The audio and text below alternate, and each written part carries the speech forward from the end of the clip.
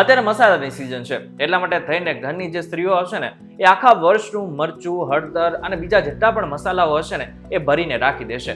પરંતુ સૌથી વધારે અત્યારે કોઈ મસાલો ચર્ચામાં હોય ને તો એ મરચું છે, કારણ કે મરચું નકલી પણ હોઈ શકે છે.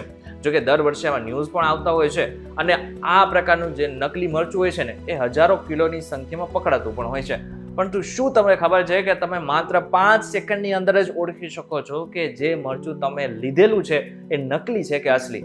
આ વિડીયોમાં ખાસ આપણે આ રીતો વિશે જાણીશું, એટલા માટે થઈને આ વિડીયો એકવાર પૂરો જોઈ લેજો.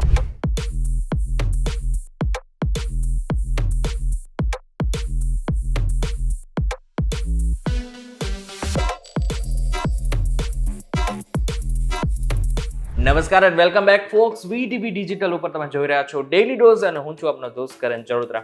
હવે સામાન્ય રીતે જો જોવા જઈએ ને તો મરચામાં લાકડાનો ભૂકો નાખવામાં આવતો હોય છે, એ આપણને બધાને ખબર હોય છે. જોકે એની સાથે સાથે હળદર, ધાણા જીરું, મરી, તજમાં મોટા ભાગે ઈંટનો ભૂકો, કાળા મરીમાં પપૈયાના બીજ, હળદર પાવડરમાં કૃત્રિમ કલર, જીરામાં કોલસાનો ભૂકો, હિંગમાં સ્ટાર્ચ, મરચું પાવડરમાં નકલી કે સિન્થેટિક કલર અને લાકડાનો ભૂકો ભેળવાતો હોય છે. તો અત્યારે આપણે ખાલી મરચાની વાત શું કામ કરી રહ્યા છીએ? કારણ કે અત્યારે સૌરાષ્ટ્ર સહિત મોટા ભાગના ગુજરાતના પ્રદેશોમાં આખા વર્ષનું મરચું લેવામાં આવશે અને મોટા ભાગની જેટલી પણ સ્ત્રીઓ હશે ને એમને ખબર છે કે અત્યારે જે મરચાની સિઝન છે એવી પાછી ક્યારેય નહીં આવે. સૌરાષ્ટ્રમાં તમે જશો તો ઘણી બધી એવી જગ્યાઓ હશે કે જ્યાં હજારો કિલોની સંખ્યામાં મરચું વેચાઈ જશે. ત્યારે હવે આપણે રીતો વિશે જાણી લઈએ કે જેનાથી તમે માત્ર 5 સેકન્ડની અંદર તમે મરચું અસલી છે કે નકલી એ જાણી શકશો. સૌથી પહેલી રીત, એક કાચનો ગ્લાસ લો, એમાં પાણી નાખો અને 1 ચમચી જેટલું મરચાનો ભૂકો હોય ને એ એની અંદર નાખી દો. હવે જો એની અંદર લાકડાનો ભૂકો કે પછી બીજા કોઈ ભૂકો નાખવામાં આવેલો હશે ને તો એ ઉપર તરશે અને જે અસલી મરચું હશે ને એ નીચે બેસી જશે. ઇન શોર્ટ જો જોવા જાય તો અસલી મરચું હોય છે ને એ પાણીની સપાટી ઉપર તરતું નથી, પરંતુ નીચે જતું રહે છે, ડૂબી જાય છે. અને જો એની અંદર લાકડાનો ભૂકો હોય ને તો એ તરવા લાગે છે. બીજું, ઘણી બધી વખત મરચાના પાવડરમાં કલર નાખવામાં આવતો હોય છે કે જેથી એનો કલર વધારે સારો દેખાય. આમ જોવા જઈએ તો આવું ઘણી બધી કંપનીઓ પણ કરતી હોય છે, પરંતુ એને પણ તમે ઓળખી શકો છો. સામાન્ય રીતે મેં જેવી રીતના અગાઉ કીધું એ જ રીતના તમારે કરવાનું છે. સૌથી પહેલા શું કરવાનું છે, એક ગ્લાસ લેવાનો છે, કાચનો ગ્લાસ લેવાનો છે, એની અંદર 1 ચમચી જેટલું મરચું નાખી દેવાનું છે. જો એની અંદર કલર હશે ને તો ચોક્કસથી તમને ઉપર દેખાશે. અને હા, એક વસ્તુ એ પણ સમજી લેવાની છે કે એને તમારે હલાવવાનું નથી, એટલે કે જે ચમચી નાખો છો ને એને શાંતિથી અંદર જવા દેવાનું છે. અને જો એની અંદર કોઈ પણ પ્રકારનો કલર હશે ને તો એ ઉપર આવી જશે. ત્રીજી રીત અને મહત્વની રીત, લેમન જ્યુસથી તમે ટેસ્ટ કરી શકો છો. મરચાના પાવડરમાં થોડું લેમન જ્યુસ એટલે કે લીંબુનો રસ નાખો. જો તે સીધું જ પાતળું અને રંગીન થઈ જાય છે તો તેમાં કોઈ પણ પ્રકારની મિલાવટ હોઈ શકે છે. જે શુદ્ધ મરચું હોય છે ને એમાં કોઈ પણ પ્રકારનો ફેરફાર થતો નથી. ચોથી રીત, તમે સુગંધથી અને ટેસ્ટથી પણ ઓળખી શકો છો કે મરચું તમે જે લઈને આવ્યા છો એ કેટલું અસલી છે, કેટલું નકલી છે.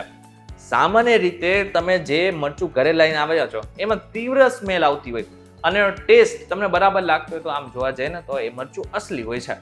પરંતુ તમને કંઈ અલગ પ્રકારની સ્મેલ આવવા લાગે, જેમ કે મીણ અથવા તેલ જેવી સ્મેલ આવવા માંડે, ગંધ આવવા માંડે, તો સમજી લેવાનું કે આની અંદર કોઈ પણ પ્રકારની મિલાવટ કરેલી છે. પાંચમું, તમે અંધારામાં પણ ઓળખી શકો છો કે મરચું જે તમે ઘરે લઈને આવ્યા છો એ અસલી છે કે નકલી. તમારે શું કરવાનું છે, અંધારામાં તમારે મરચાની એક થેલી રાખવાની છે. હવે જો એ નકલી હશે ને તો એ ચમકવા લાગશે, કારણ કે એની અંદર સિન્થેટિક કલર નાખવામાં આવેલો હોઈ શકે છે, જેને જ કારણે એ ચમકી શકે છે. પરંતુ અસલી મરચું હોય છે એ ચમકતું નથી હોતું. ઇન શોર્ટ આટલી રીતો છે કે જેને જ કારણે તમે એ ઓળખી શકો છો કે હવે તમારા ઘરમાં જે મરચું આવેલું છે એ અસલી છે કે નકલી. ધ્યાન રાખજો કે નકલી મરચું જો ખાવામાં આવે તો તકલીફો ઘણી બધી થઈ શકે છે. માથામાં દુખાવો થઈ શકે છે, પેટમાં તકલીફ થઈ શકે છે, આની સાથે ઝાડા ઉલટી પણ થઈ શકે છે. જો નકલી મરચું ખાવામાં આવે છે તો આગળના સમયમાં તમારા મગજ સુધી પણ એની અસર પહોંચી શકે છે. એટલા માટે થઈને આ બધા જ ટેસ્ટ કરાવવા જરૂરી છે. પરંતુ હવે તમને એ ખબર પડી ગઈ કે તમે જે મરચું લઈને આવ્યા છે એ નકલી છે, તો તમારે શું કરવાનું છે? તમારે ફરિયાદ કરવાની છે. ક્યાં કરવાની છે? તો FSSAI એટલે કે food safety and standard authority of India, જેમાં તમે ફરિયાદ કરી શકો છો અને એનું નિરાકરણ પણ આવી શકે છે. તમે ફરિયાદ કરવા માટે શું કરી શકો છો? તમે માત્ર એક ફોન કરી શકો છો. ફોન નંબર છે 1800-112-100. અહીં તમે ફરિયાદ કરશો તો ચોક્કસથી તમારી જે કમ્પ્લેન છે એનું નિરાકરણ આવશે અને લાખો લોકોને સહાયતા પણ મળશે. કારણ કે આવું મરચું જો ખાવામાં આવે છે તો ઘણા બધા લોકોનું જીવન પણ જોખમમાં મુકાઈ શકે છે. તો વિડીયોમાં તમે જાણી લીધું હશે કે મરચું અસલી છે કે નકલી એ કેવી રીતના ઓળખવું.